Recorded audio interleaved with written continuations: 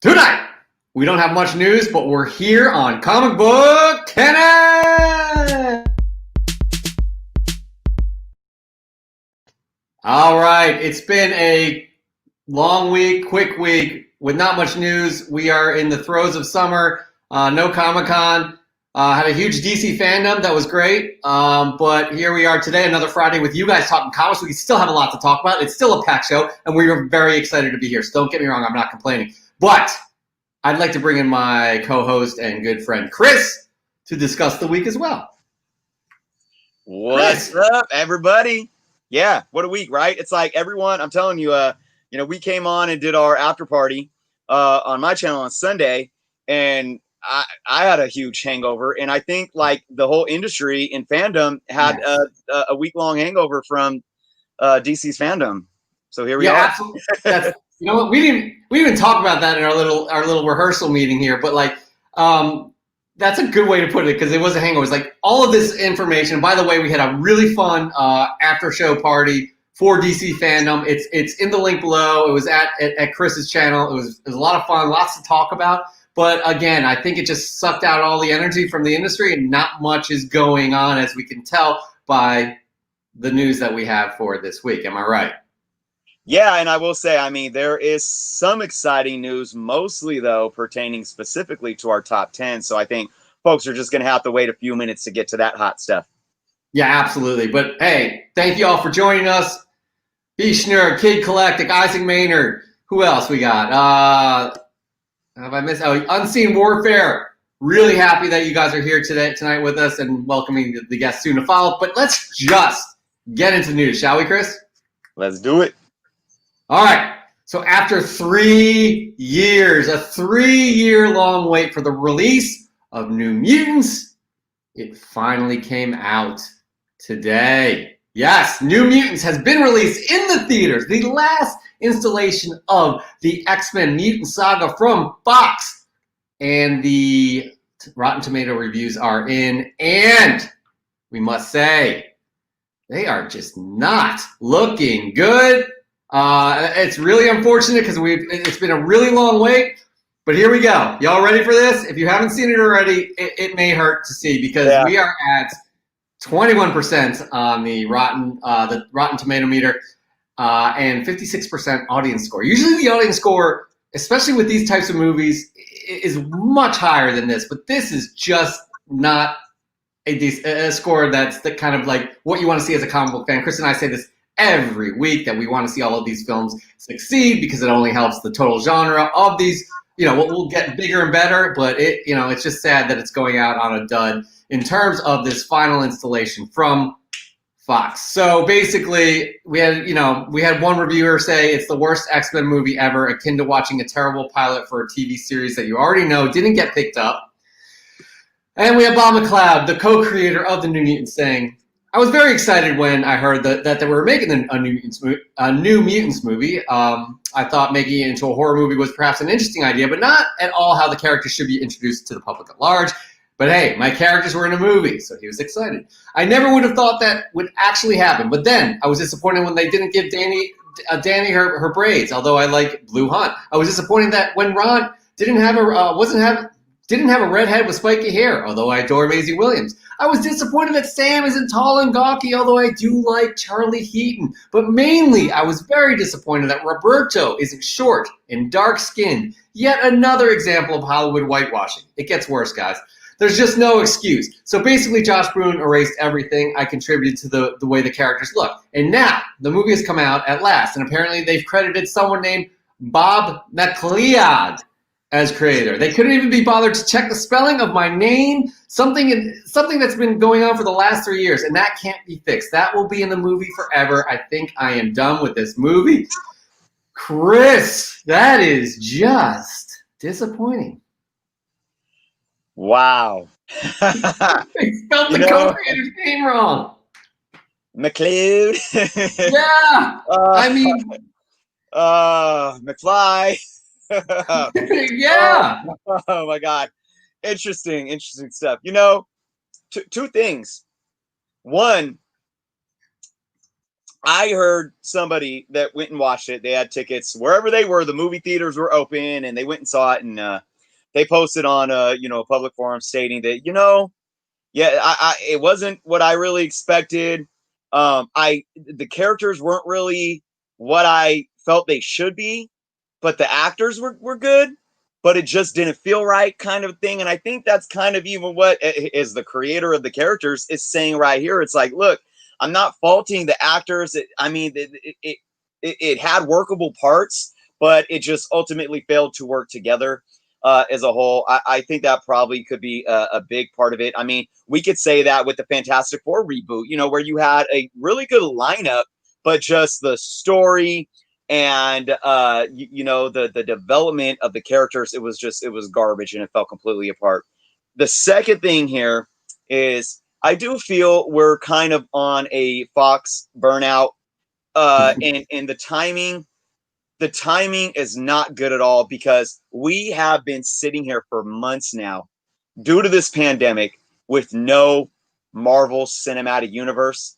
And the first thing we already know that this is some 3-year-old, it's stale food. It's stale food at this point, but we're starving, right? So we want to go in and say, well, we might be able to fill our bellies off of this, but we taste it and we realize that maggots don't taste good. And I don't mean to sound so harsh myself, but I really think it was a bit of a burnout to where we really want good quality stuff. And we were just reminded of the sour taste that Fox's mutants have left in our mouths. Yeah, I don't want to get too much into this because we have much better things to discuss with the lack of news this week. But this is like, you and I were on the same page here. We're like, hey, man, Disney not putting this direct to VOD, it's got to say something. They got to believe in this project here. They have to. So I'm actually surprised because of that right there. I really thought New Mutants was going to be good. And granted, it's all subjective. You and I can go into that theater. I'm probably not going to see it in the theater, but you and I can each watch that film and be like, yo, it was awesome. It was great. I don't know if that's going to happen or not. But either way, it's really disappointing to hear this. It's just time to move on from Fox. I really appreciate what those movies have done to take us to where we are because they were a big part of blowing this genre up. Yep. But it's time to move on. Let's get him in the MCU. And I will say one thing, and to your point about how we were so optimistic, like, what's Marvel Studios doing? Conspiracy theory. Marvel it wasn't that they were optimistic about it. It's that they were going to put it in the theaters to show how epic of a fail Fox handled it and why it is where it belongs under Marvel Studios. You see, this is why we own it now. Watch what we do next. I can't end on that because I have to rebut you. That's a stretch. They're not going to be. They have to spend all the marketing money. I know. There's no way they're doing that. There's no way they're like, you know what? We're going to spend all this money to spite Fox. No. It's their property now. They're ready to move on. They're ready to incorporate it into the MCU. We're all excited to see that. But Chris, speaking of the MCU, we have some really kind of subpar news on the MCU. Well, and as I've said, this news was extremely, in the words of the infamous legendary Marty McFly, so heavy. So let's get the flux capacitor revved up in the DeLorean and go back in time to when we heard about Marvel's new phase. When was this? In a different dimension? 30 years ago? I don't know, but remember, we were there. It was amazing. But what's going on now? Oh my gosh. Dry spout. But guess what, guys? We have a new official lineup for these releases. And for the most part, I hope that we can look at these new dates and be excited. But let's go into it. First thing, though, that's a bit depressing is there was no mention of Falcon and Winter Soldier whatsoever. There is just a piece of production that still cannot get finished. I'm really hopeful that it'll get tackled soon. I mean, I don't blame them for not, releasing any information when they don't know. I do think it's going to be completed sooner than later, but still, it's kind of depressing just not hearing about it. We should have been watching the show right now. We should have been into at least the first episode, with our mouths open like, yes. We're not, though. But here's the thing, guys. what is known is the next lineup, and I'm not going to go through it all, but we're going to go through 2021 here, and I'm going to tell you, it's that key saying, patience is a virtue, and we have been on the ticker of that railroad car on that roller coaster, right, where you're going up that slow first hill, right, and it's just been taking forever and ever, but the longer the uptick, the faster the drop. And boy, once we hit the top here, it's going to be a free fall, and we're just going to be having our hands in the air and enjoying this. Are we ready? Are we ready to do this? Should I go through them? Yeah, you need to. Yeah, all right, absolutely. Here we go, guys. Starting November 6th, we are at the top of the hill. Put those hands up and buckle in safe. November 6th, Black Widow, still pushing that theatrical release. It seems more likely now than ever that it will. Fingers crossed. December 2020. We're still on the apex. I don't feel us going down yet. December 2020, WandaVision. February 12th, Eternals. Early 2021 for Disney Plus, What If and the Loki series. March 19th, 2021. Morbius, Sony, but still operating within the MCU canon. May 7th, Shang-Chi. June 25th, Venom 2. Summer and fall, check this out. All Disney Plus, Hawkeye, Miss Marvel, She-Hulk, Moon Knight. In December 17th, 2021, finally, Spider-Man 3. It's just nonstop, guys. I mean, look at that. You have November, December, February, and then you have early 2021 with 2 Disney Plus series. March, this is almost every month something happening. May, June, and then on top of summer films, you have 1, 2, 3, 4 Disney Plus series that will be releasing between summer and fall, and then you end the year off of Spider-Man 3, which I think is going to be hugely anticipated. I mean, guys, that's just, and it doesn't stop there. You know, it keeps going into 2022. But so, I mean, Jeff, we've waited this long. Do you think that we are going to be like overdosing on the sugar rush of MCU once we hit 2021? One thing I do know for sure is we deserve this. We deserve this. I mean, Jesus, it's the year 2020. It's, for many reasons, not to make light of things, but oh my God, we absolutely deserve this. Let's just hope things go in the right direction in terms of this pandemic and other things, knock on wood. And then we are going to have a deluge of just comic book content because at worst case scenario, they are in pre-production, just ready to go, right? Best case scenario, they are ready to release like a Black Widow. And we have a ton of things from that side of the spectrum to this side of the spectrum that are just ready to go. And it is just going to be like a huge water spout once things open up. And we're not going to be able to get enough. It's going to be hard to keep up. And I am super, super, super excited, as all of you should be too. It's just the patience we need to have. We just need to have a little patience. That's where we are right now. Absolutely. Absolutely. I can't wait. So 100% can't wait. So it's not like it's bad news. It's just kind of like we're still here news. So makes you itch. Right, exactly. Yeah, you're still itching a little bit. But all right. So and to continue scraping at the bottom of the barrel for any sort of news stories here, our final news story of the week is really a stretch, but we're gonna have fun with it, right, Chris? We're gonna have fun with it because, as we all know, Cassian Andor is going to be a series on Disney Plus based on the character in Rogue One. Fantastic character, fantastic film. We all loved it. Super excited that they will have this series. And it sounds like they have a production start date in November because the Bespin Bulletin, which is obviously a Star Wars outlet, heard that a makeup artist was hired to work on a secret Star Wars project for 8 months from November to July. So I guess we can all speculate that is going to be Cassian Andor. Yep, we are, again, grain of salt, scraping at the bottom of the barrel for news, but we can hope, right? We can hope, because another Star Wars series in production on top of Obi-Wan, on top of, obviously, The Mandalorian, which will be coming out, wasn't affected by COVID. Yep. So that's exciting, Chris, right? I mean, we can all, hey, a makeup artist is hired for 8 months. You got to have makeup artists to have productions, right?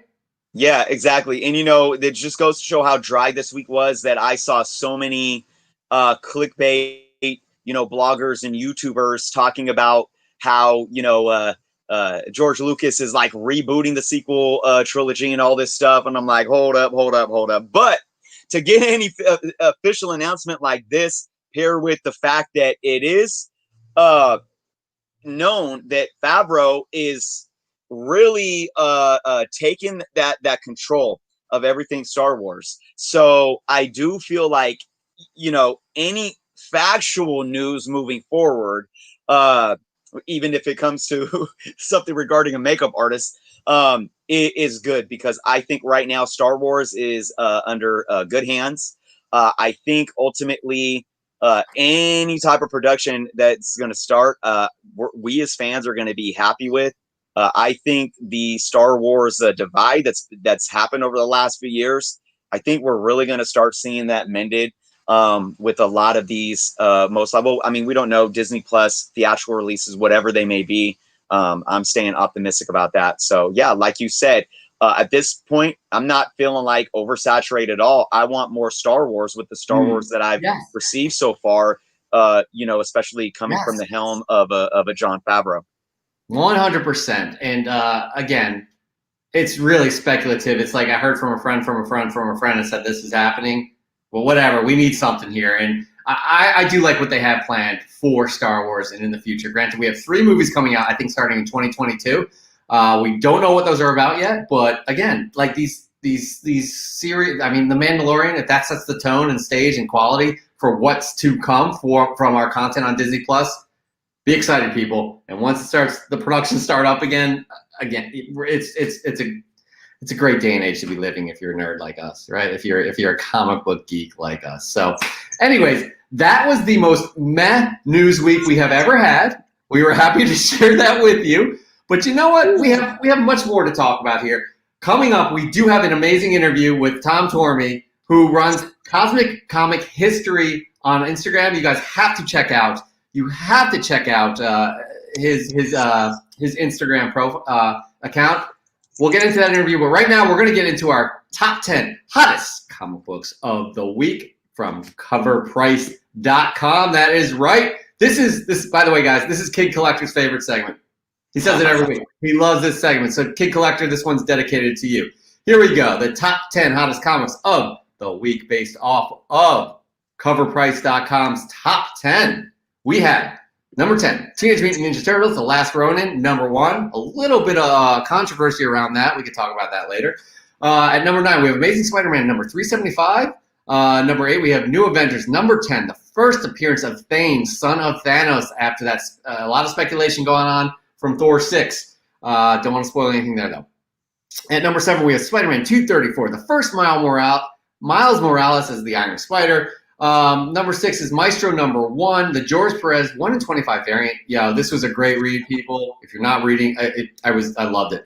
Peter David, fantastic. Number 5 is Thor number 5, first appearance of Black Winter. Number 4 is Marvel Spotlight number 32, the first appearance of Spider-Woman. Number 3 is Captain Marvel, the End, Momoko variant. Number 2 is Death Metal Legends of the Dark Knight number 1, first appearance of Robin King. And at number 1, we have Spider-Woman number 1, first solo story and 4th full appearance of Spider-Woman.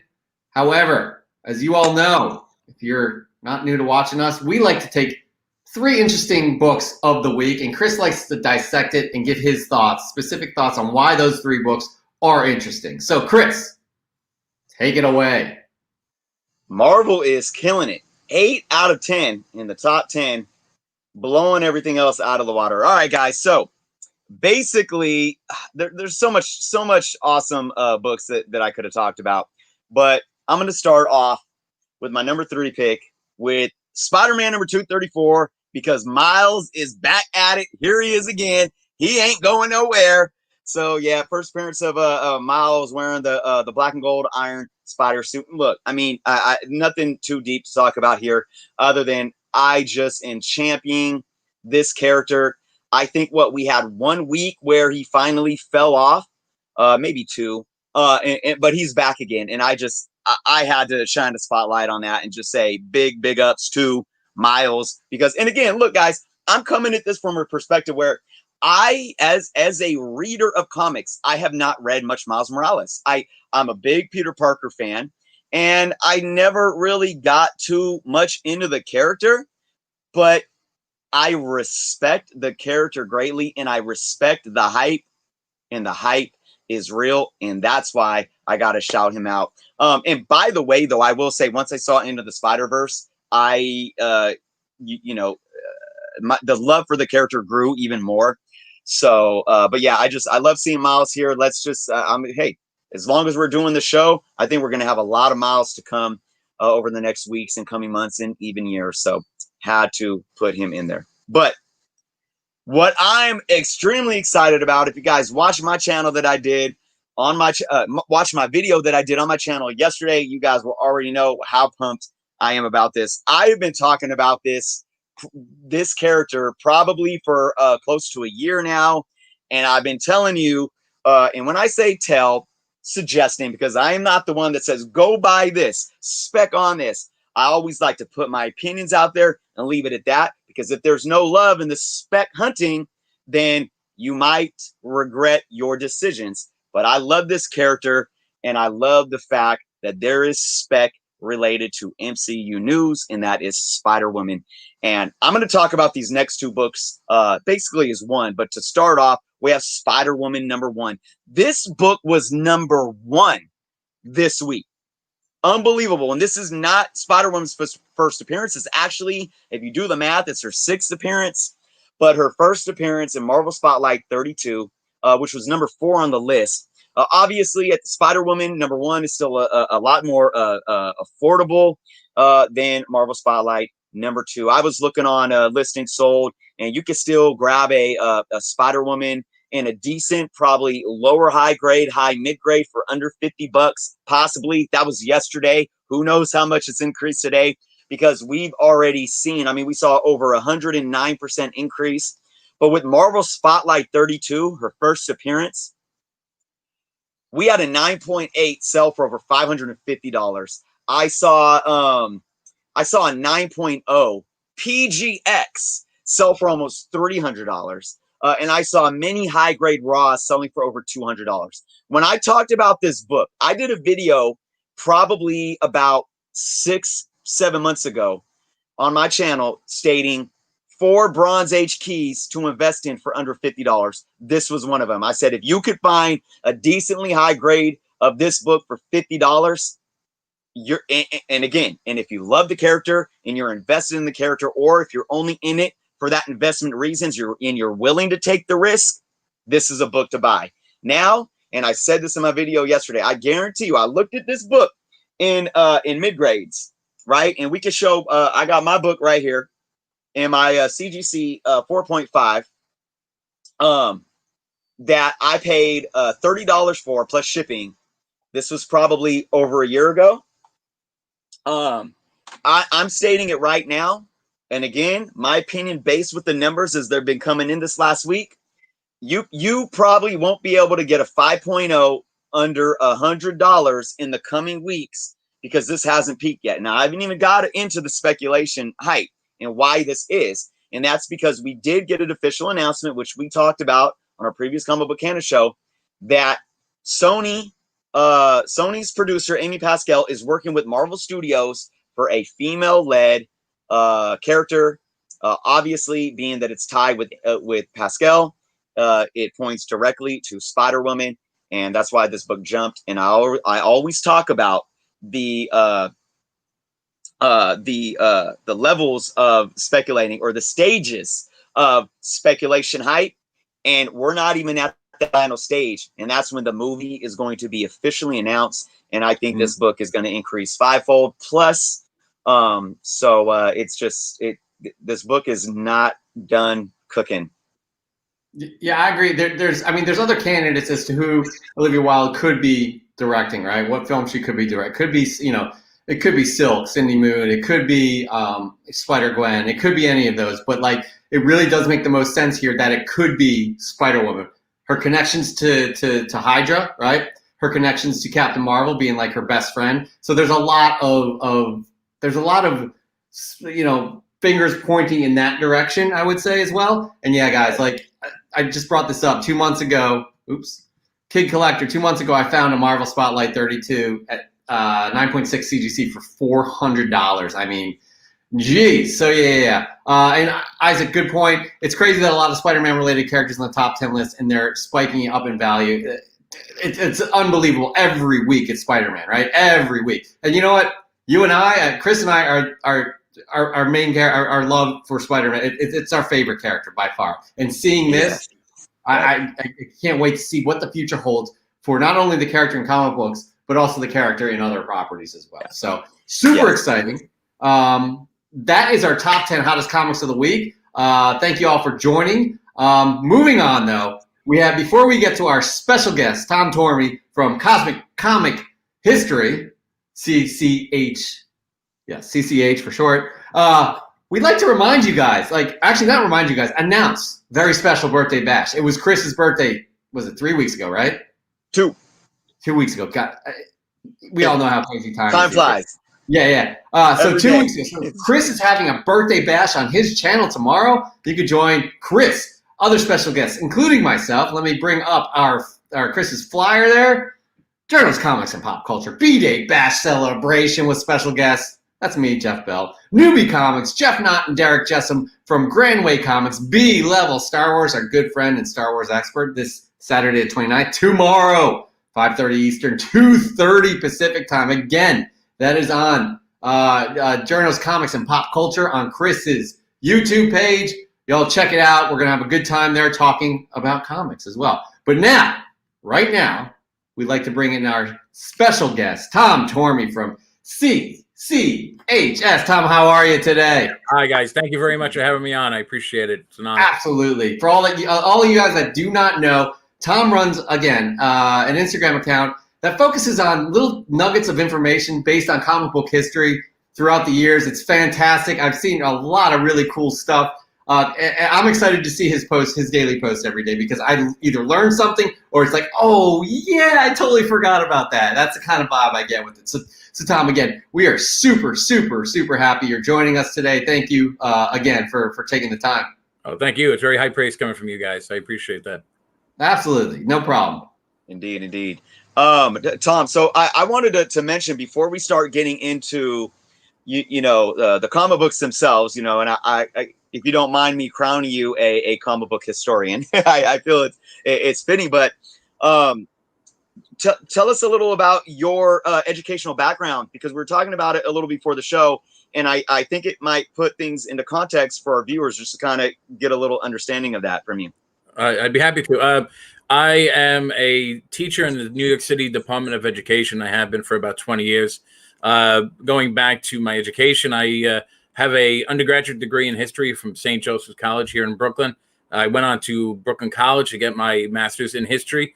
I wrote my thesis on Superman comic books and how comic books can be used to study different periods of American culture and American history. I started with the original Superman comic books in '38, where he was this amazing social crusader and a literary extension of the New Deal, and then moved on to the 50s, 60s, where everything from the Red Scare and this whole fear of communism taking over, and then moving into the 70s, where comics were trying to really embrace the counterculture. Whereas they did and you guys are very much aware, towards the 50s, become very bland imitations sometimes of themselves, where you could not differentiate between a Green Arrow comic book and a Batman comic book, where you get people like Denny O'Neil coming in the 70s and really putting their stamp on the characters by making them socially relevant yet again. Awesome.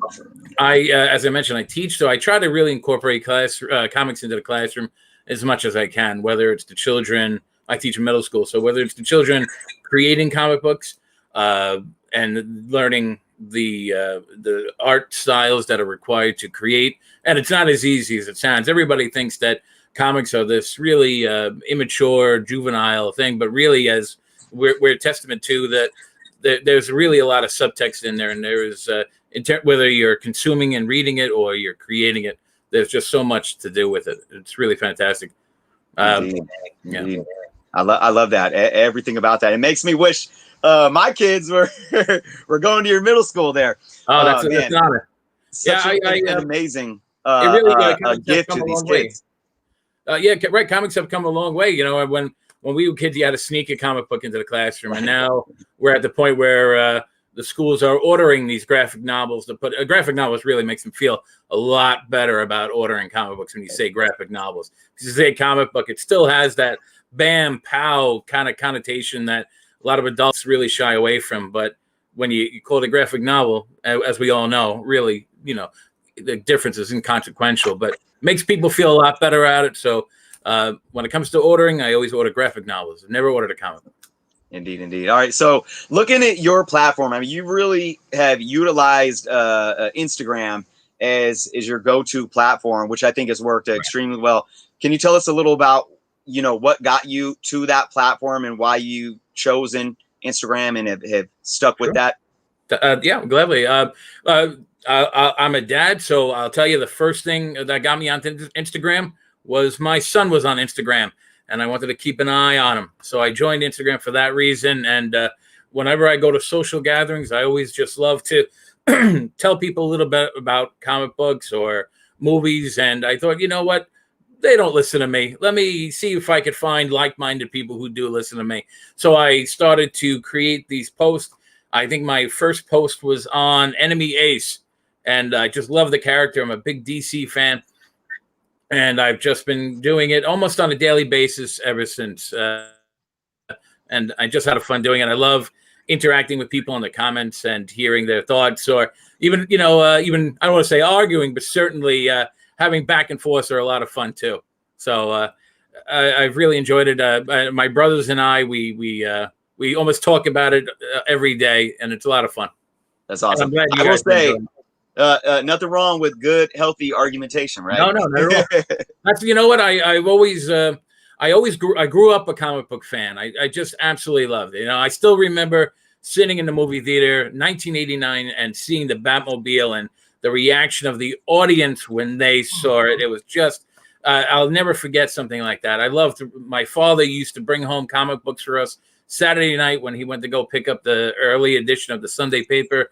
And these are things that I'll just never forget. And even when I was subculture, as I was mentioning prior to us going on live, when comics were subculture and other people were, you know, shunning it and denying it. I know I don't like comic books. Oh, that's child stuff. I always professed my love of comic books and cartoons. And now that it's back in the mainstream, or is in the mainstream again, it's like you said earlier, it is a good time to be a fan. Yeah, definitely. Now speaking specifically about your post, I want to share some with, you know, some that stuck out to Chris and I want to share some with our viewers here, because again, you do incredible work. It's great. You guys seriously follow Cosmic Comic History. It just rolls off the tongue, right?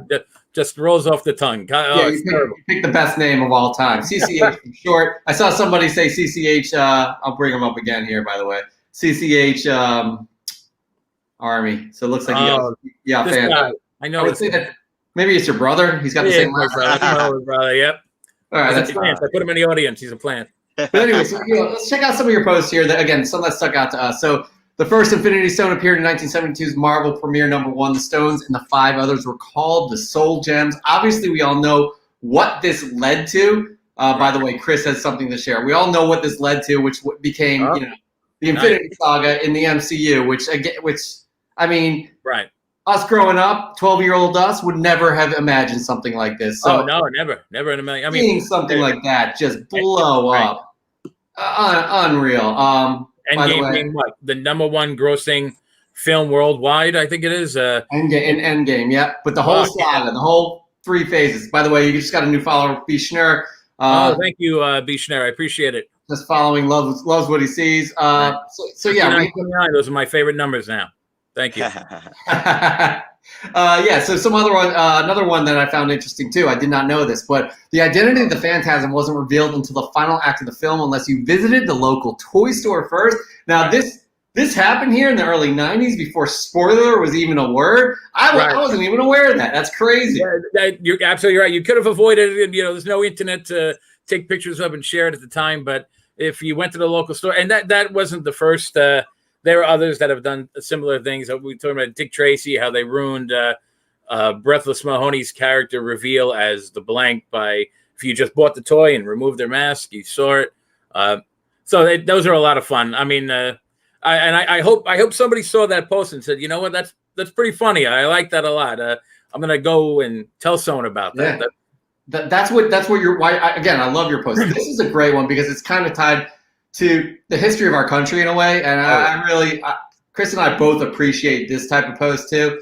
Don McGregor wrote the Adventures of the Black Panther against the Ku Klux Klan in the 1970s. The inclusion of the KKK cost McGregor his place in the industry. He has no regrets. That's fascinating. It really, especially in the 1970s, to really take a stand in the way that he did. And again, more than a lot of other forms of literature, even newspapers were hesitant to take on the Klan because they were quite powerful in certain regions of the South.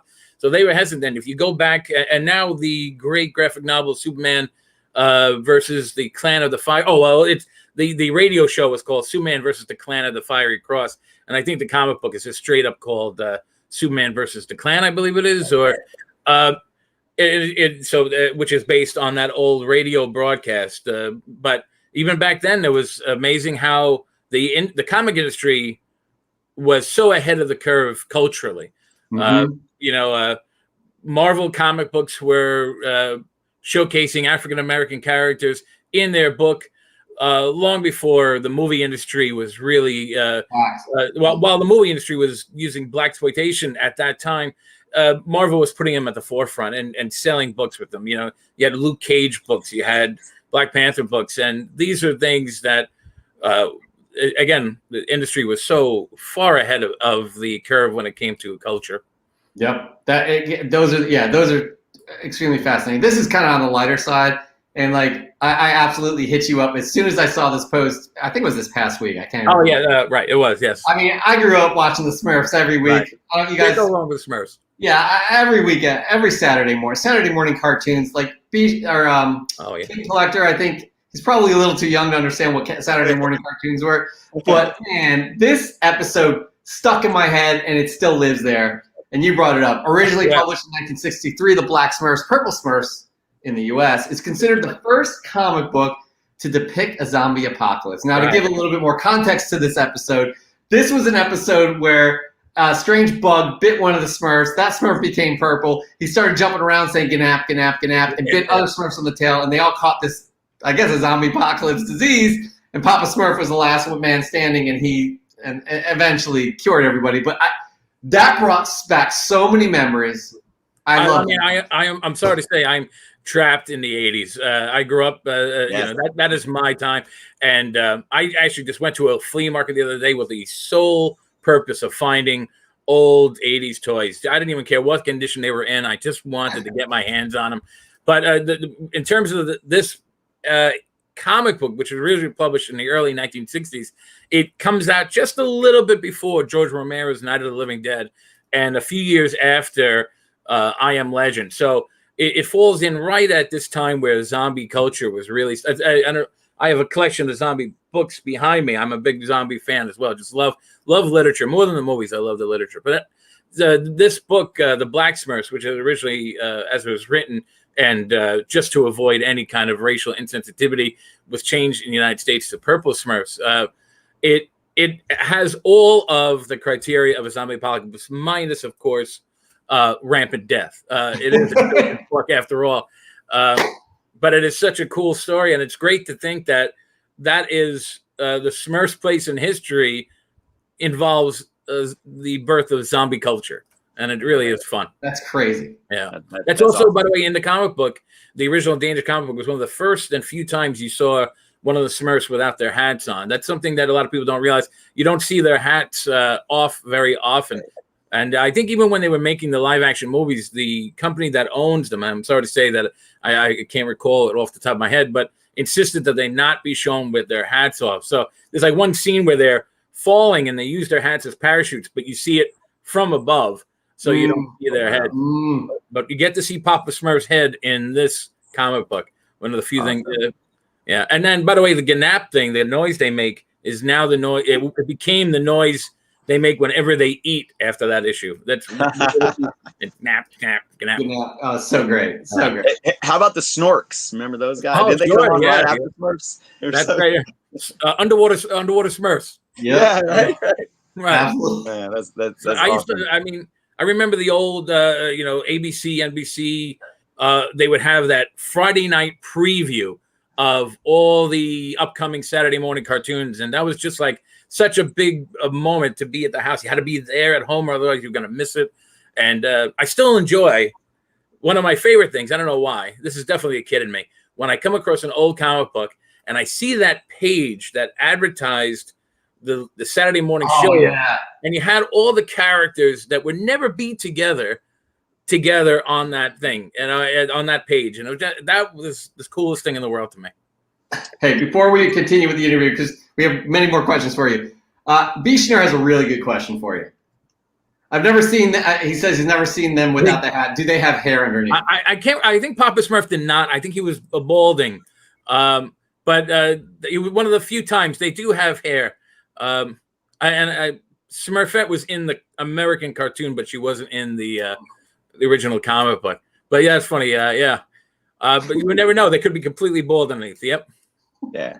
But Smurfette, she has her blonde locks that come right. out of the hat. Right. Yeah. And I maybe you guys would know this. I actually, I don't want to spread any misinformation, but wasn't the reason that Gargamel wanted them just to melt them down for gold originally? Something like that. Some weird thing. It's a strange thing. I remember that. I remember that they're 3 apples high is how they explain themselves. Right, 3 apples high. And Gnap. The episode of Gnap. That's what I remember most. It is a strange, fun little show, though. Loved it.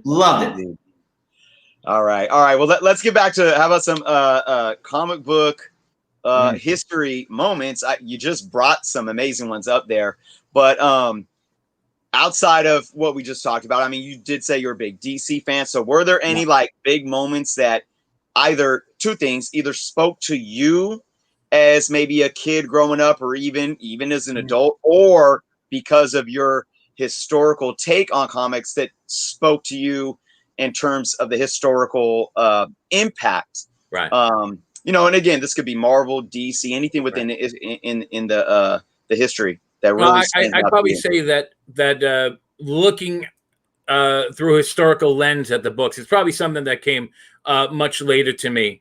But in terms of my youth, the storyline that always sticks out in my head is the Death in the Family storyline. Seeing Jason Todd, Robin killed, was really like just earth-shattering to me. I'd never seen anything like that before, especially when you had a chance to call in and decide his fate. That was a big one for me. Later on, as I got older, I really did start to look at comics with a different lens, as we all do. As we get older, you start to view the past a lot differently. And it's like, have you ever seen the cartoon The Iron Giant? Yes, love it. I like to use The Iron Giant as a great example because it's a movie that you could watch at one level and just completely enjoy it for what it is. It is a fun family film with these great heroic themes throughout it. And then you could look at it through another lens where you say, you know what? The first image you see in the movie is Sputnik flying high above the United States, and people are scared, and you have this whole fear of communism theme going throughout the story. And you can explore it at that level too. So it is great to look back at a lot of comic books and say, you know what, that is amazing the way that comic books will often treat whether it's different genders or different races. And again, it's not always perfect, right? For every one step forward, and you had this great, you had Lois Lane starring in her own books in the 50s and 60s, and you had this great Wonder Woman movement taking place.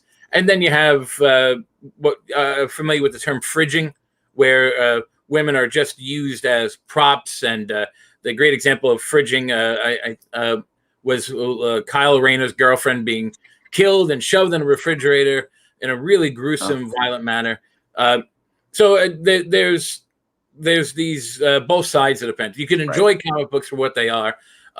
you could learn from them, and you also learn that there's a lot of progress still we have to make. You know, in the 1950s, I believe. Geez, the years are escaping me. Lobo, not the DC Lobo, but the African American sheriff, the cowboy Lobo, one of the first African American characters. You could do a study just based on not the book itself, but its reception and how the community at the time, it was largely published, I believe, in Georgia, really worked so actively against the book's publication until it went out. And there's that different lens. As you get older, as you get more interested, eventually you could probably replace any textbook with a comic book because they speak volumes about a particular time period as well. Absolutely. Speaking of time periods, now we know there's the events that happen that arguably created the Copper Age, and that were Crisis on Infinite Earths for DC and Secret Wars for Marvels. You did say you're more of a DC guy, but if you had to pick Crisis on Infinite Earths or Secret Wars, I'm sorry to say, and I hope I'm not offending any Marvel fans, but Secret Wars to me was more of a toy line than it was a comic event. If you read some of the comics at the time, and then you read Secret War, it's almost as if they're completely different characters. They were not written with any Marvel continuity in line. They were written as I think it was Toy Biz that was making the Secret Wars line. How can we sell these toys? And the comics were a great way. Whereas Crisis was a continuity cleanup. You have at that point probably 50 odd years of history that you needed to clean up. 5 different Supermen running around. You have Superman hanging out with Superboy, which doesn't seem plausible at the time, but that was a great way to clean it up. And of course, that one moment where Flash perishes broke my heart. Absolutely, I love it.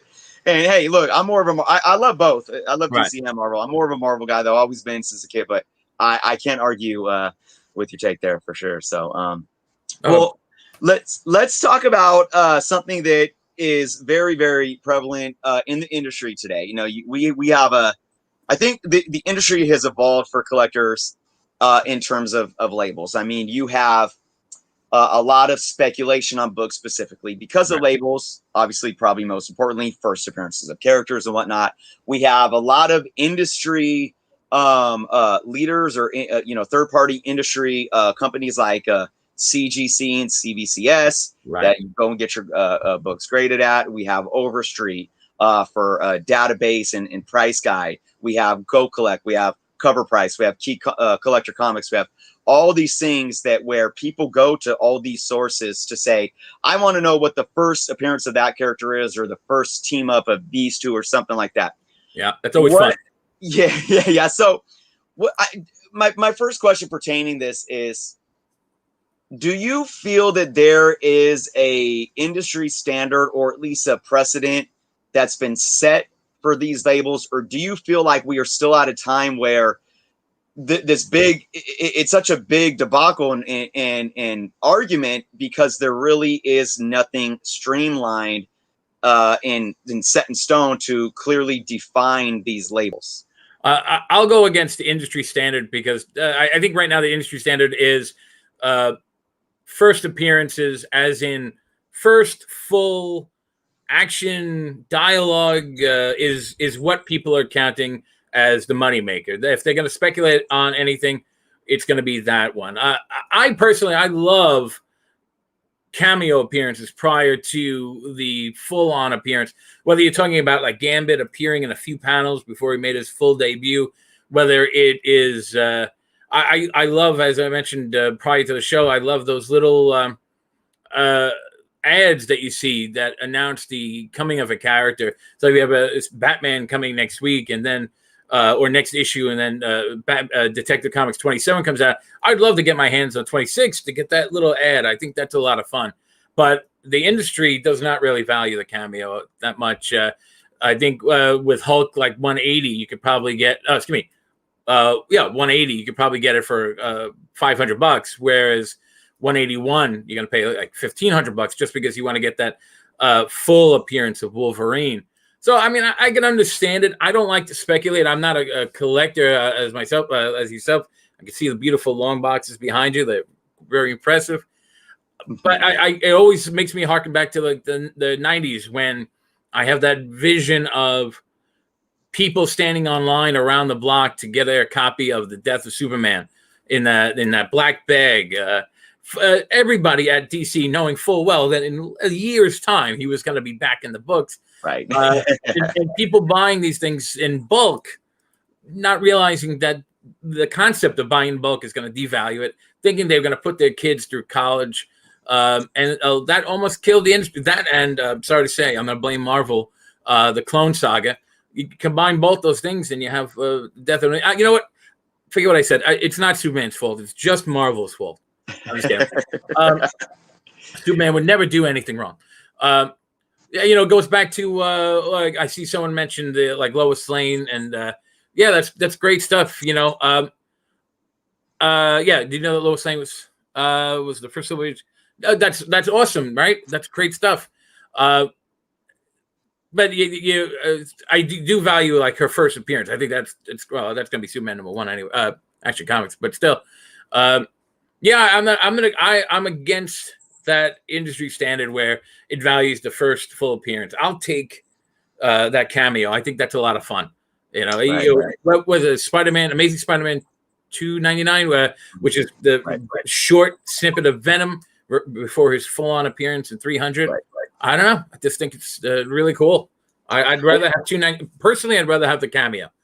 Yeah. Well, let me ask you this, because I know you've been around for a while. Either as a collector in your early days, or just as a novice and a historian, and doing my research. Because right now I'm really big personally on diving into this and really making it a research project in terms of where these terms came from and how they evolved. Because if you go back to pretty much around 1991 and prior, if you go back to anything Marvel published, whether it be their trading cards or anything that had any kind of details, what you go back to the old Overstreets, even some of the early Wizards, there was no mention of cameo, and they called Hulk 180 the first appearance of Wolverine. Right. They called ASM. They actually originally called ASM 298 the first appearance of Venom because he was in a shadow. But then they later changed. That's probably what well, no, 299 does have the back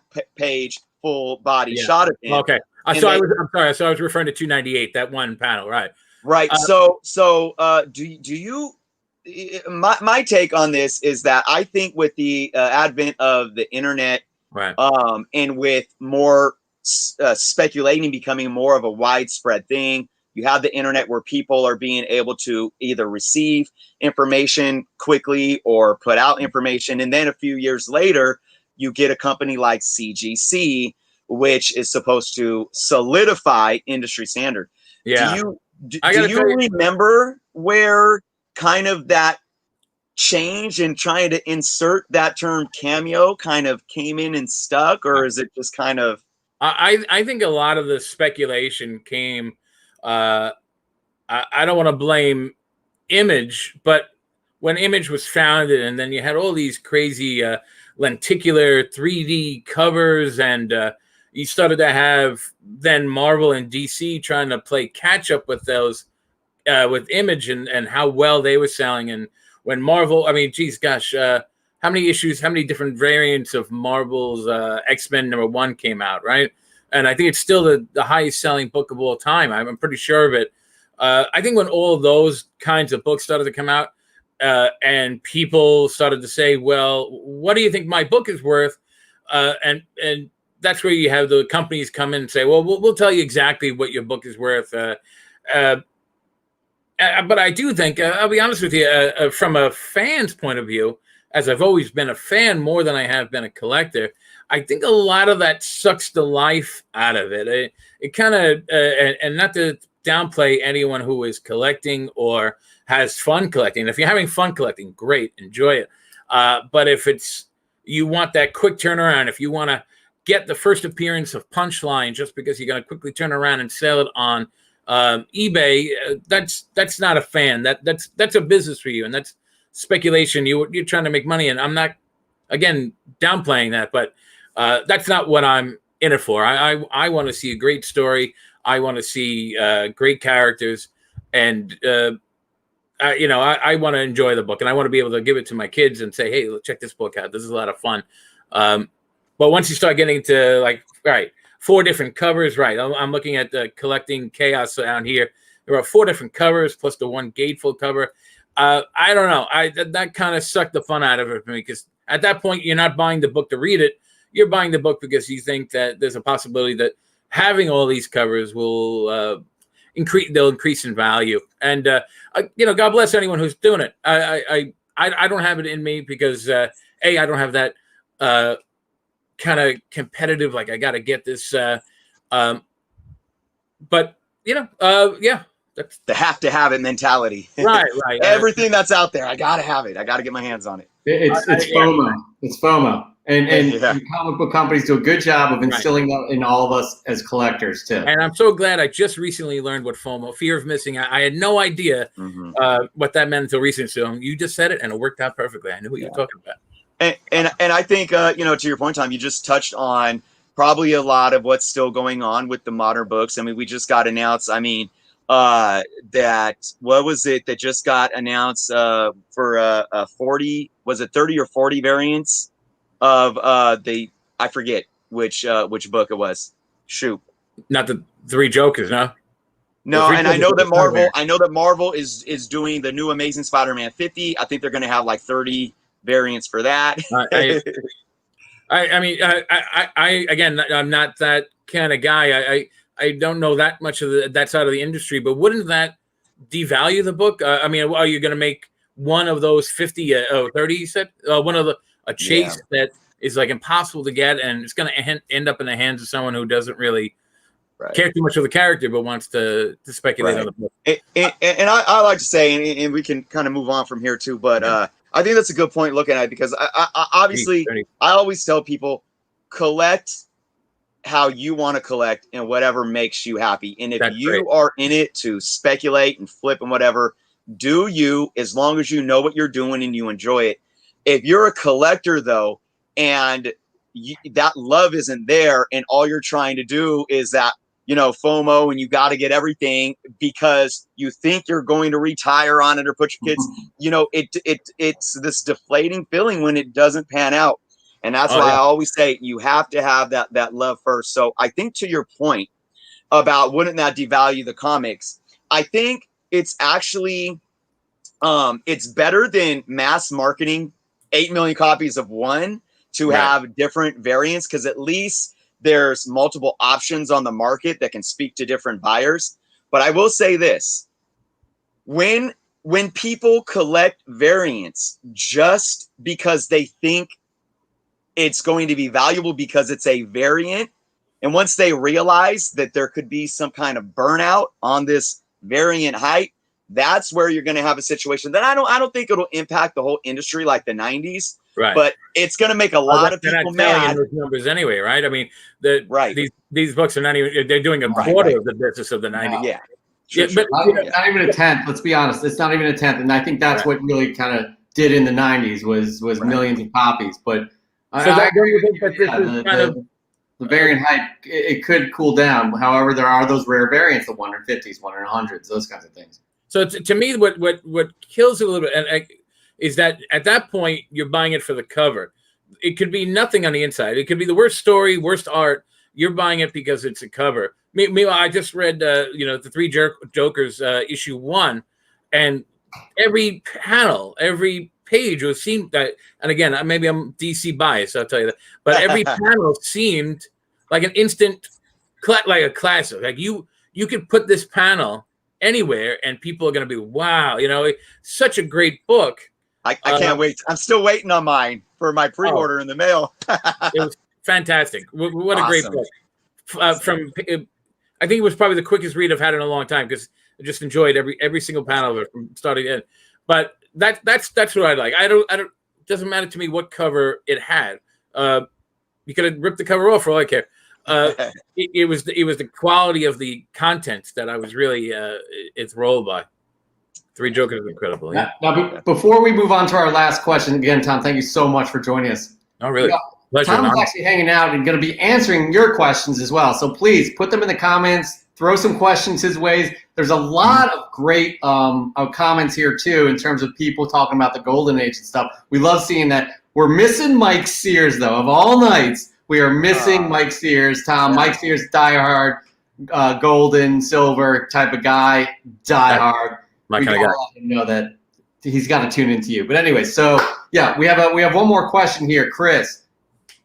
Yeah. So jumping into this question, I love this is what I think is great in where we can have these discussions. I think we live in such a polarized world outside of comic books where we can't discuss things and understand that things aren't black and white. And it's funny. You keep bringing up the depth of comic books when it's something that is seems so childish and innocent in this kid's hobby, but there's so much depth here. Right. Thank you for bringing all that up today. For me, as a lover of all things comic book and comic book culture, I'm so balanced in all of it, and I can find love for. I'm an artist, so I find love in the art. I'm a reader. I find love in the stories, just in the characters. I like speculating to an extent, even though I don't sell anything. It's like I like to have maybe some hot books that I can give to my kids and their grandkids that might be valuable at some point in time. I even read digital comics if I don't have an issue, and I like having it available at my fingertips, even though I love opening up an old book and smell the book in the field. But with all of those things, there's so many aspects that so many people, for the reasons why they love comics, there's so many aspects and so many reasons why people have loved comics for over 80 years now. Yeah. With that being said, where do you feel comic books and the industry as a whole will be in 20 years? Oh God, hopefully around. Not if Warner Media has anything to do with it. I always tell people, and I always felt that comic books were just the perfect medium back in the day, because reading a book, kids have a hard time placing where a character is, whether it's a physical location or whether it's a time period. They have a difficult, and it could be the most descriptive character ever. They sometimes have a hard time picturing what the character looked like. Whereas on the other hand, you had movies, which in the 1950s, if you wanted to see a movie about space, you were looking at a plate painted gray and dangling on a string. And so where the books gave you too much imagination and the movies kind of killed your imagination, comic books were perfect. They were just limited by the expertise of the writers and the artists, and they can make anything come alive, no matter how fantastical. But, movies have caught up. Movies can, special effects wise, make a spaceship that I couldn't even dream of. They're doing a great job, and I think Warner, for example, and Marvel, I do think that they are now beginning to realize that with all these characters on their hands, that it is better suited. It is acceptable now to put them on TV and put them in movies, and as Endgame is now the highest grossing film of all time, it's really hard to argue with that logic. And as you in your last episode, you guys were talking about how amazing DC fandom was, and it was great. But at the end of the day, not a lot of comic news was coming out of it. It was mostly about their television and movie portion. And prior to that, of course, this big purge that took place where Warner was firing, like a third of the DC staff. I just don't think they value the printed book anymore. And I'd like to think that there's going to be a rubber band effect where that will kind of snap back. But unless comic books start reappearing in local stores and, comic book shops, I live in Queens. I can't even think of any comic book shops near me. I know Midtown opened up one in Astoria. The closest one to me, I think, is in Brooklyn. Great little comic shop called Bulletproof Comics. but those are hard to get to for children. It's almost impossible Right. for them to get to these comic shops.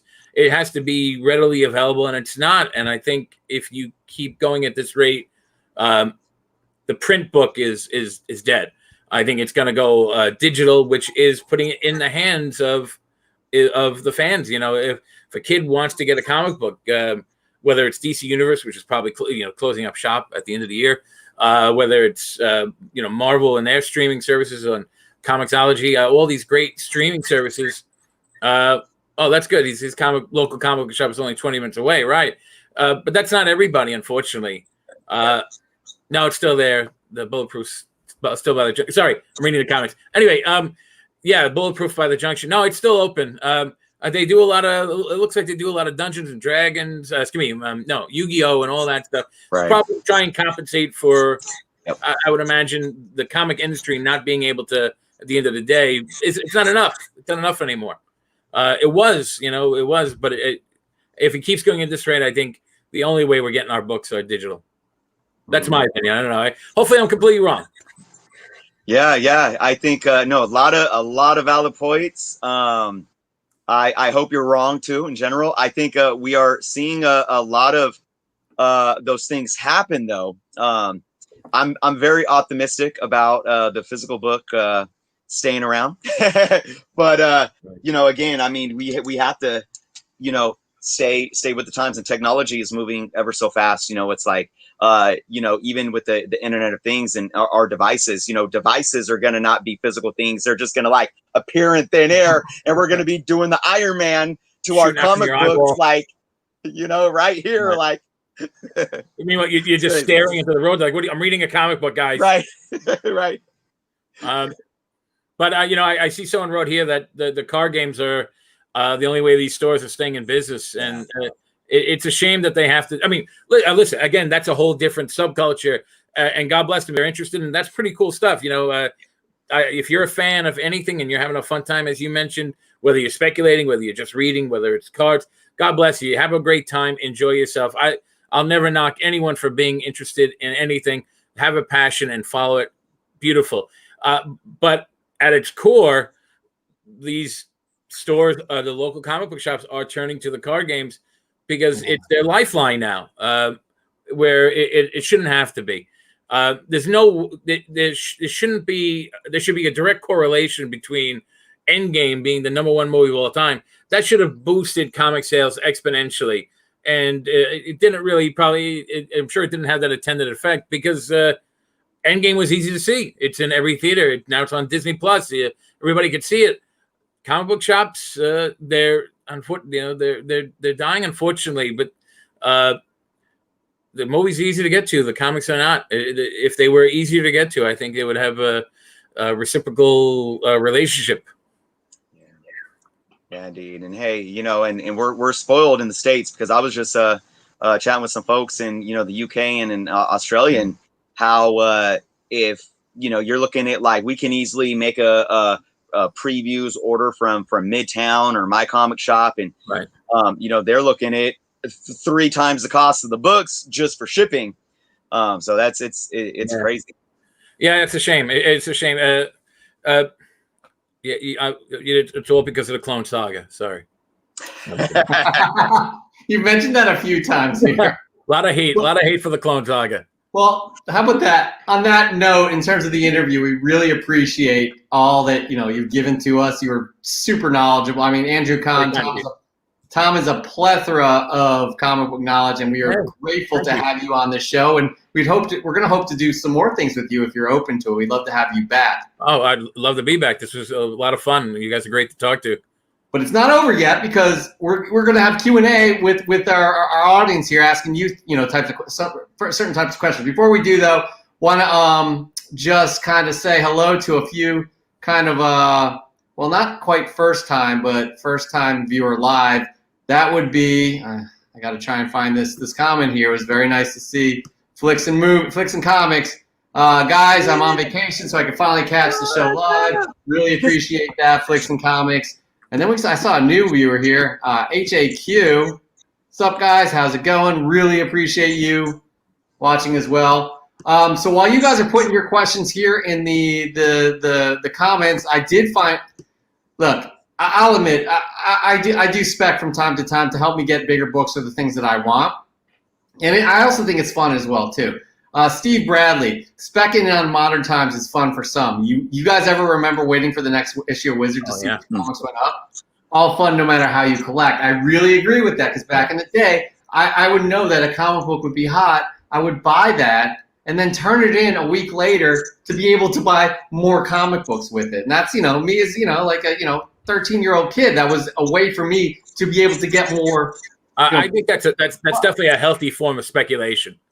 That's where you still have the passion and you're furthering your love of the books. That's a very healthy Wizard. Someone wrote Wizard with a question. Okay, so a little back. Kid Collector's. I'm not quite sure his age, but he was definitely born in the 2000s. He's a youngin. He's a youngin. Yeah. Kid Collector. Hey, you don't know the feeling of rushing out to the mailbox to see if you're a wizard or the toy fair had come in the mail. Those books are so fun. And then going to the wizard conventions were so much fun. They don't have much. That's something I can't wait to start up again. The conventions. Oh yeah, I mean, that's getting. And I'm not so sure. In my opinion, and maybe I'm naive, I don't see the physical copies dying. I really don't. I hope you're right. I think that they're putting them out in unique ways, definitely different than they were in the 90s, right? And no 3D lenticular covers that. There are actually those, and but not like trying to bring them back. What was that, like 2 years ago, where Marvel did that whole variant of the lenticular, and they all just ended up in the 50-cent bins? Yeah. I mean, that was the worst part of the 90s, where you'd have this decked out cover and it was garbage in between the pages. It was really unfortunate. And that was one of the things that did the 90s in as well. But I think it's in a healthy position and a way to. I mean, Chris and I talk about this weekly with the top 10. You have all of these hot books, people are just dying to get these books, and all of a sudden, boom, they're in the top 10. And it could be because, I think I want to put my kid through college with this first appearance of Virus or what have you. Maybe, but I think there's way more to that, because I think there are really some diehard people that really want to get into these characters, that are really looking to get into these characters. And the demand is there. Chris can speak better than this. He's got the business degree in mind for that. That kind of what happens with demand and supply and demand. So yeah, but I mean, I think to both your guys' point, and this goes back to what Tom was saying too. You got to have the love. Any industry can fall flat on its face once the consumer says, I don't want this anymore. Why? Or if they feel let down, like this isn't doing what it is supposed to be doing. So to Tom's point about variants, if people are, and this is just an example, I'm not saying this is happening. If people are only buying variants because they think a variant equates to some kind of extreme increase in value that you're going to flip and get rich on, and then you do that for a few years, and that's all you think collecting is, and then you're sitting on books that ended up losing half of their value, you're going to sit and say, I don't want to keep buying this product anymore. Peace, I'm out. So I think to Tom's point, there's always that there. But I think the kind of bringing the duality of your point in, Jeff, is that I do feel that there is a healthy element of collectors that do have the heart in it. And those are the ones that are really going strong.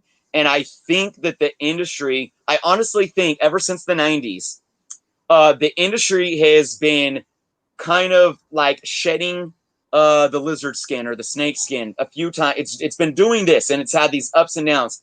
And even with the technology that's happening and how much more digital is going to be a key component, I think that we are at a pivotal point to where if these publishers like DC and Marvel, and including the independent publishers, can keep going in that right direction, I do feel like the industry and every component of it has the opportunity to be more healthy than it has been in decades. I hope you're right. I think the digital is the digital distribution, getting it out digitally is definitely. And again, you're probably way more knowledgeable about this, but it seems like that would be an independent best route, and probably the best way to get it in the hands of the average reader in terms of just distribution and cost. I'm not sure if you. Yeah, I mean, yeah. That's a good point, especially for not, we say independence and then we think of Image, but Image is a big company. Right. They have the money to publish. Right. That's a very good point and really interesting. I'm going to bring up this company out of Nova Scotia, Grand Way Comics, that I'll be having on my channel tomorrow. They are a very small startup company, and it takes a lot. They have to do the with like the Kickstarters to get the funds for the print. But look, they can easily set up a digital reader copy and that they could sell for $1.99 and really earn revenue that way. So I think that that's a positive way to look at the digital aspect of things. And thank God for that Kickstarter too. A lot of these companies are turning towards the Kickstarter to help support them, and thankfully the fan base is out there. And if you're selling a good product, if you're publishing a great story, people are it's gonna resonate with people. They're gonna support you. Yeah, absolutely. But here's some hope I have. Here is some evidence of hope right here, guys, in terms of physical prints. Kid Collector.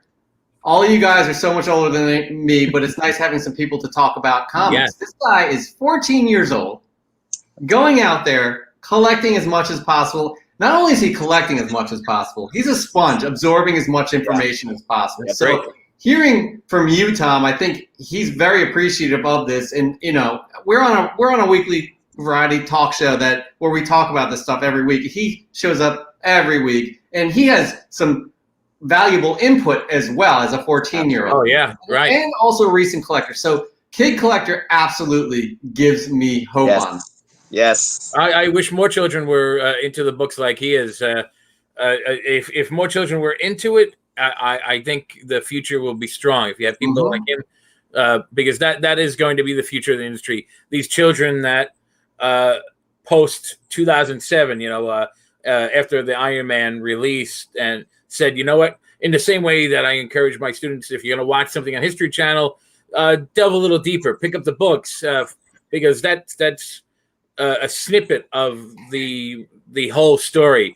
Seeing the Iron Man movie was, I'm sure, mind-blowing, but there's so much more material out there. And if he's getting into it, and if other children were doing that, seeing the movie, going to the local comic book shop to pick up a copy, I think the industry is going to do well if people like Kid Collector here can really keep it going.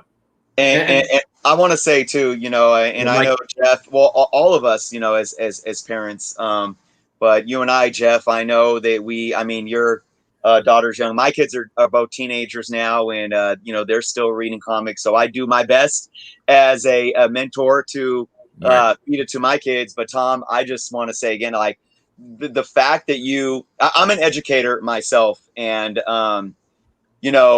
I one day want to teach at the high school level. People say, "You're crazy. Why do you want to teach high school English?" And the reason why is because when I got into high school, I went down a really, really dark path.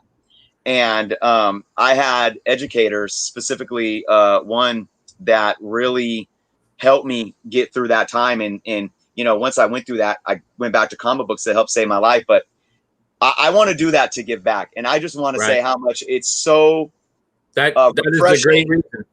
Yeah, but to hear that you as an educator take your knowledge and love for comics and for this art form in this genre to give that to kids. I mean, it's so much bigger than comics too. And I just want to say how appreciative I am, to know that somebody like you was out there doing that.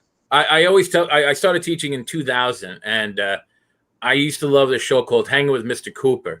I don't know if you remember that. He was like the coolest guy in the world. And I'm like, you know what? That's the kind of teacher I want to be. Yeah.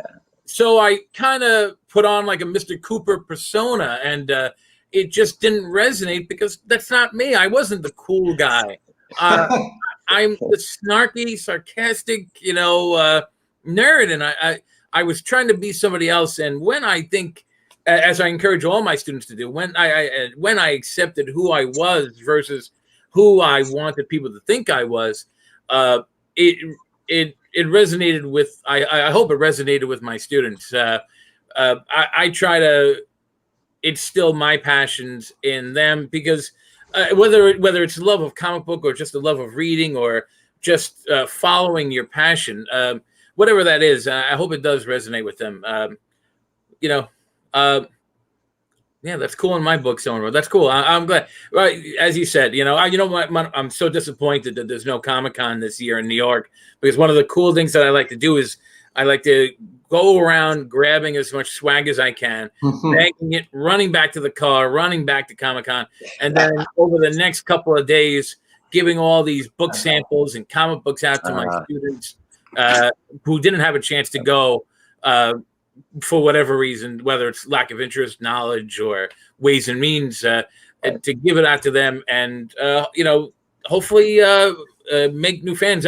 I teach a stone's throw away from Bulletproof Comics. So hopefully they picked up one of the things that I brought back from Comic-Con and then ran over to Bulletproof and got themselves something nice that they could continue their love of the book. That's amazing. That's great. I do want to bring up this too. Bishner, he's watched with, he's been with us for many episodes. So kind of like your story too, Chris, comics is my new healthy addiction. It puts my daughter through college. That's a plus. Comics saved my life. Right. So that's so good to hear that, again, a positive impact they've had on somebody, this hobby that we all love, that I feel like, I could say the same thing too in certain areas of my life, that it's really picked me up. So Bishner, I'm really glad to hear. Thank you for sharing that. There's so many more comments that we have here. She'll get a full scholarship and you won't need to sell the book. You could sell the book or something. Oh, collecting chaos. My first comic convention was at the Biltmore in New York City back in '73. Oh, nice. Man, I bet you they've changed those conventions 100%. I'm not. I was born in '78. I'm 41, but I definitely have seen, and I'm sure Collecting Chaos has as well, the convention scene absolutely changed with the industry. They used to be in the basements of churches, and now basement whatever gyms, and they were still fun. New York used to have a ton of conventions, everything from Fangoria to Star Trek and the comic ones, but hopefully they'll have a comeback as well. No, absolutely. Mike Sears is in. Mike Sears, I just want to say to you, shout out to you. You need to see the beginning of this interview because, again, Tom is a wealth of knowledge, Golden Age, Silver Age, Bronze, Copper, et cetera, et cetera. And Rod joining us today live. Thank you so much, Rod. It's good to see you, man. Hope all is well with you. And Mike Sears' first convention was in Detroit around '73 as well. So you guys have seen how these things grow big time. If I could point out, Mr. Sears here wrote, back in the good old days, comics taught kids to read. Yeah, and had real role models. There's a reason that when Barack Obama went into the White House, he brought a copy of Spider-Man with him. The children that are reading these books now, and in the same way, Chris, that you had mentioned, people think you're crazy for going into wanting to teach high school. I get the same thing with middle school, but it is great because in the same way comics literature can shape the way that these children are growing up and influence the men and women that they're going to be for the rest of their life. I always half jokingly tell my students that I read somewhere once that if you stand like a superhero, you'll be inclined to act heroically in the same way a hero does. So in the same way that you dress like you're going to a business interview, you're going to act more business oriented. Comics can be that great moral compass that many of the children need and may even lack in their own domestic setting. So true. Honestly, I have great parents and I'm very fortunate, but a lot of morals were instilled in me because of comic books. No doubt about it. No doubt about it. I'm sorry. Did you see this last comment from B. Schneer? Oh, man. Oh, boy. He did not look well recently. Wow. Serious? We'll have to look into that. I'm sure it would take some confirmation, but. Right. I hope that's not true. Oh gosh, that would be a real shame. Great actor, great guy. Yeah, that would be very I don't know if unfortunate. you've seen photos of him in recent weeks. He hadn't looked well. I thought I was speculating that it might. Oh, but thought it might be for a role. I hope it's not. Yeah, that would be not good. That would be really sad. Yeah, that would be. Wow. Yeah. Okay. Sorry to hear. Wow. It's confirmed. Oh gosh. Wow. Oh. So I guess we just found out that Chadwick Boseman passed away from cancer. Wow. That is. Oh my gosh.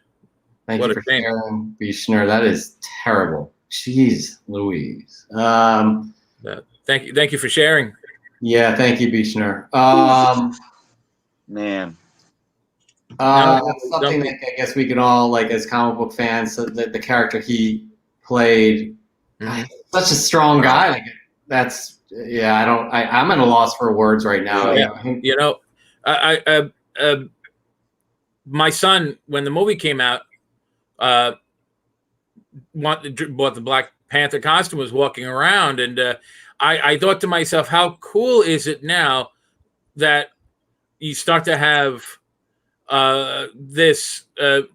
children don't view race, ethnicity, culture in the same way we do.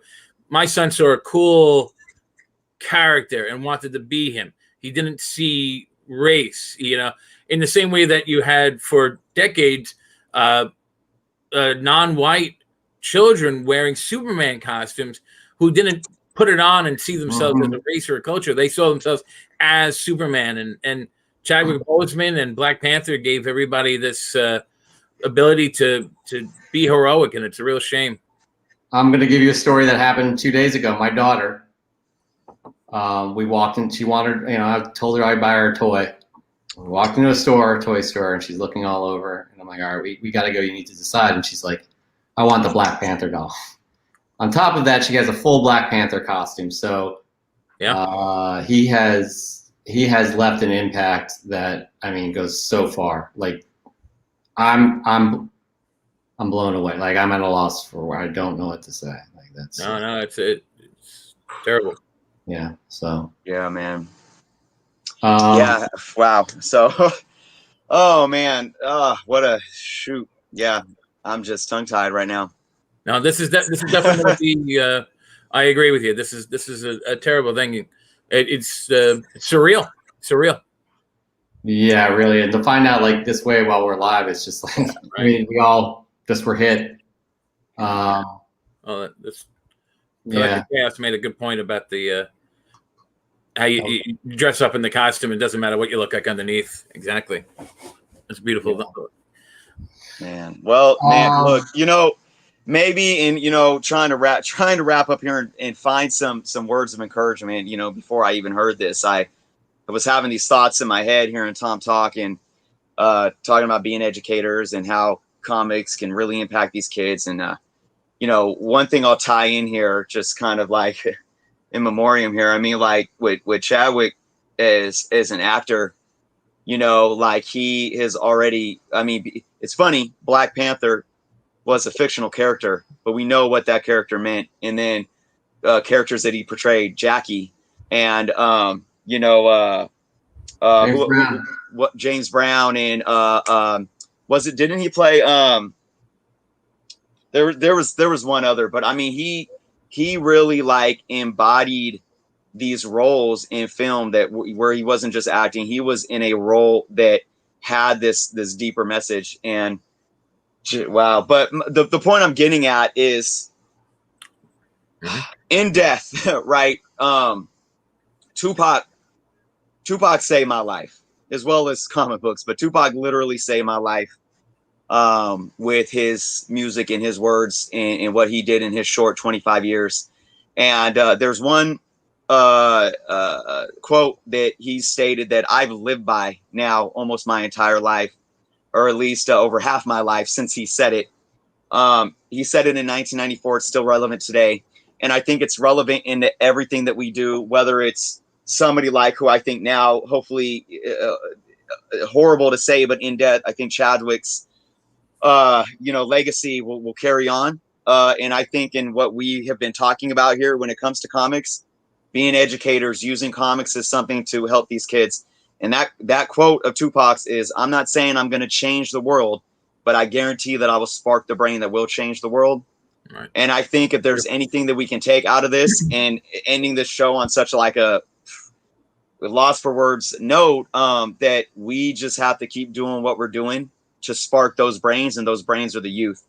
And whether that's being an educator or being content creators on YouTube, talking about something that kids can dive into and get lost in, and hope, you know, speak to them in a way like, you know, hopefully we speak to Kid Collector, and Kid Collector as a 14-year-old, you know, can have younger brothers or younger peers in his neighborhood that he's, you know, showing these books off to too. And you know, you got Mike Sears, who I think is older than all of us, to the next generation. And here we are, you know, building community. And I look at the comments tonight too, and I see everyone saying, hey, there you are.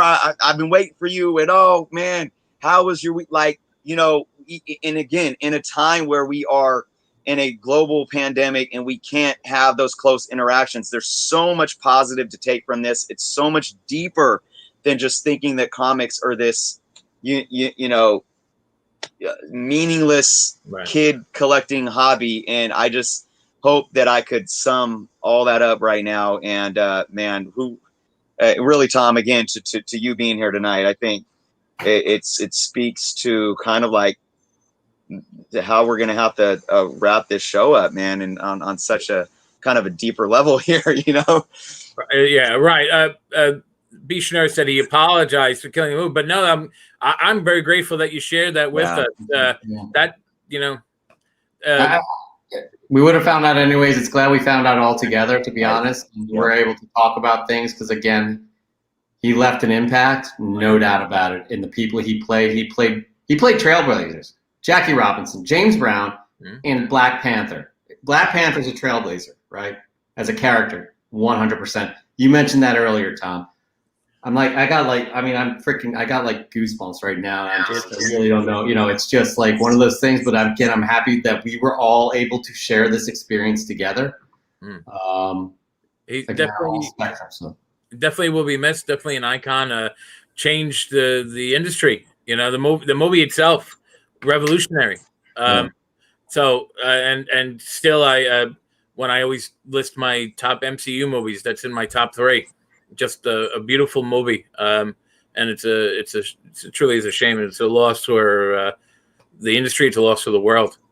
But as you mentioned, you know, so many children saw that movie and they were inspired by it. And they saw his body of work, whether it was comic book or non-comic book related, and they are inspired by it. And that kind of stuff is happening all the time.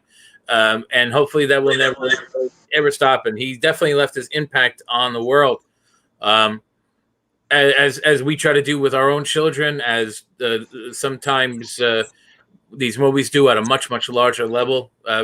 Whether it's I always say, you know, in the road of my students' lives, if I'm just a tiny pebble that help them get to where they're going, I'm okay with that. I don't care if they remember my name or my face, but if I was able to impact them in some way, shape, or form that helped them become the people that they're going to be for the rest of their lives, I'm a happy man. I don't need a plaque. I don't need an award. I don't need a thank you. I just need them to be the best possible version of themselves that they could be. And I think that's what these heroes inspire us to do. And I definitely think Black Panther did that as well. Inspired us to be better people. Yeah, I mean, that's well said. And I think I want to end on that, what you just said. I am, again, a loss for words. I'm glad we were able to share this together. So, Absolutely. So that being said, thank you so much again, Tom. My pleasure. And gentlemen, thank you very much. Jeff, Chris, thank you guys for having me. And thank you for the people who are asking comments in the questions in the comments. Switch that around. It was a great experience. And thank you guys very much. Absolutely. Really appreciate it. We're looking forward to having you on again. My pleasure. Absolutely. I'm gonna stay logged on. I'm not logging off. I'm gonna stay logged on until that moment comes. I'm gonna keep staring at this screen until I'm ready again. At the very earliest, we have till Friday. So All right. Well, I'll do it. Somebody we will make be on popcorn or something. I'm not going. We will be on the birthday bash for Chris tomorrow, though. Journals, Comics, and Pop Culture. So just check us out there. It'll be celebrating Chris and his birthday. So we'd love to see you guys there. We'll probably be talking more about Chadwick Boseman. So For sure. again, Absolutely. thank you so much all for tuning in, and we will see you next week. Thank you.